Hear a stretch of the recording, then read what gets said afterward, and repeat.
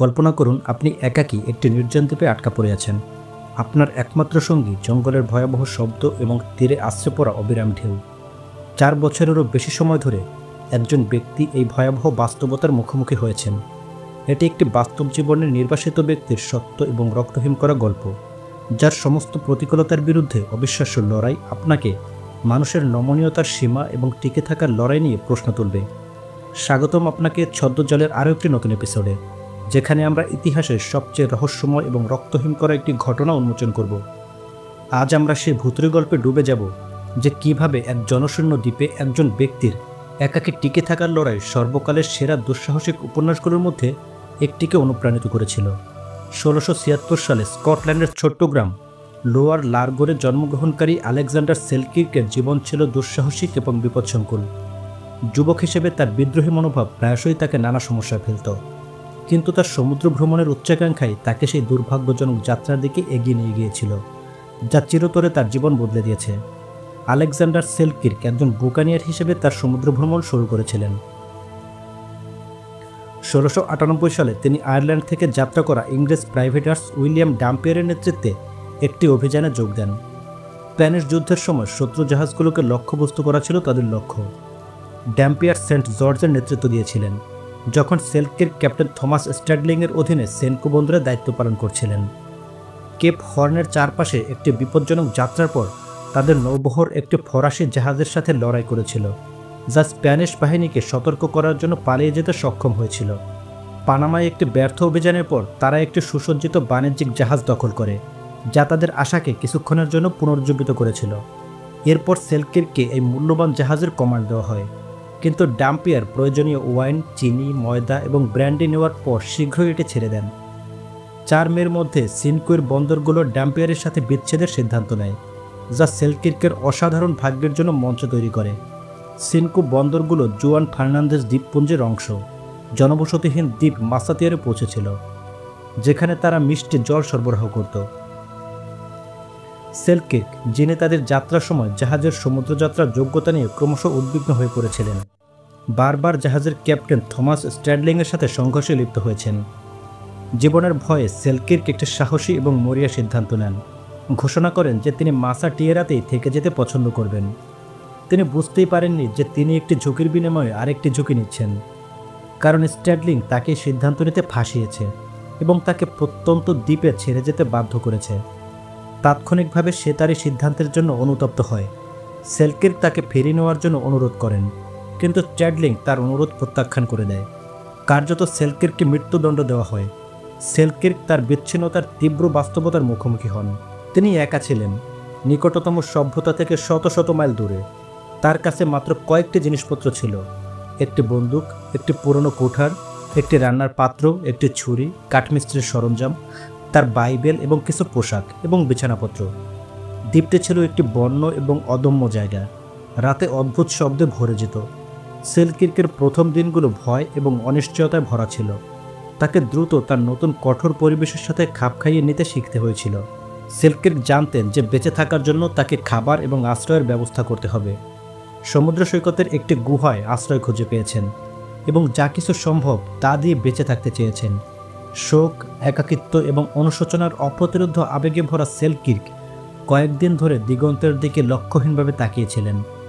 পরে তিনি প্রায়শই নিজের জীবন নেওয়ার কথা ভেবেছিলেন, কিন্তু এটি ছিল একটি প্রাকৃতিক আক্রমণ যা অবশেষে তাকে পদক্ষেপ নিতে বাধ্য করেছিল।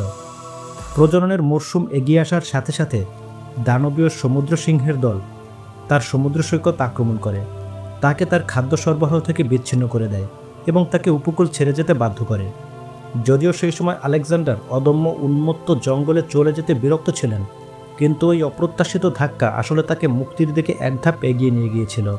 শীঘ্রই তিনি আবিষ্কার করলেন সমুদ্র সৈকতের পেছনের সবুজ উপত্যকা বাঁধাকপি, বন শালগম এবং বিভিন্ন দেশীয় ফলে সমৃদ্ধ ছিল, যা তার খাদ্যের একটি প্রধান অংশ হয়ে ওঠে। তিনি পূর্ববর্তী বুকানিয়ার এবং জলদস্যুদের রেখে যাওয়া বন্য ছাগল আবিষ্কার করেছিলেন।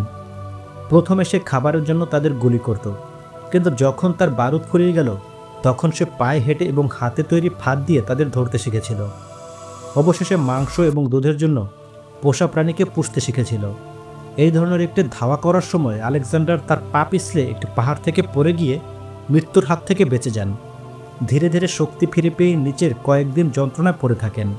যদি তিনি যে ছাগলটিকে তাড়া করেছিলেন তা না থাকত, তবে এটিই তার শেষ বিশ্রামস্থল হতে পারত। তবে পাথুরে পাহাড় এবং অস্থির ভূখণ্ড আলেকজান্ডারের একমাত্র বিপদ ছিল না।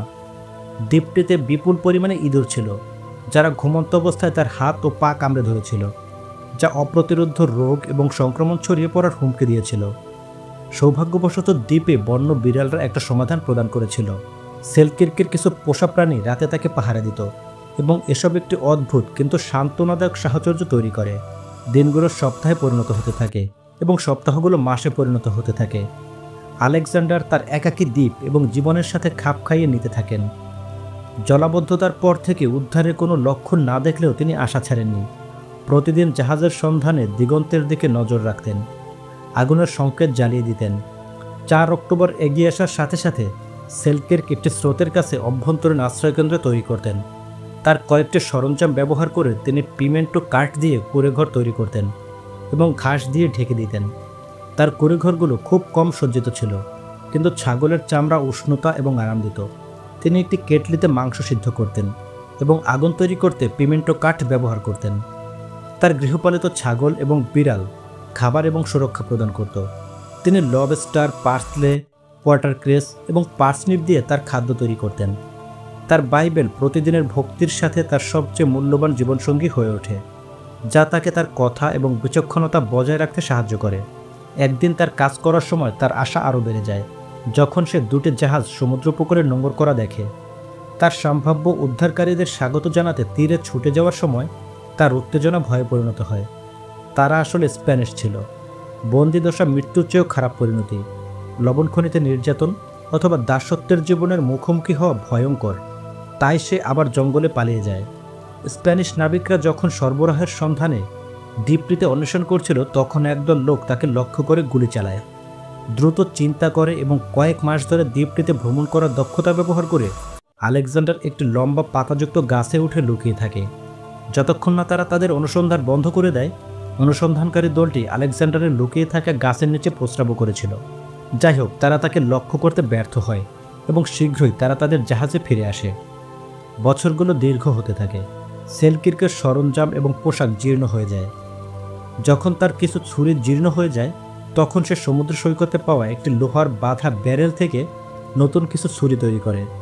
ছাগলের চামড়া দিয়ে তৈরি তার পোশাকগুলো কাঁচা কিন্তু কার্যকর ছিল, এবং আগ্নেয়গিরির ভূখণ্ডে দৌড়ানোর কারণে তার পা শক্ত হয়ে যায়।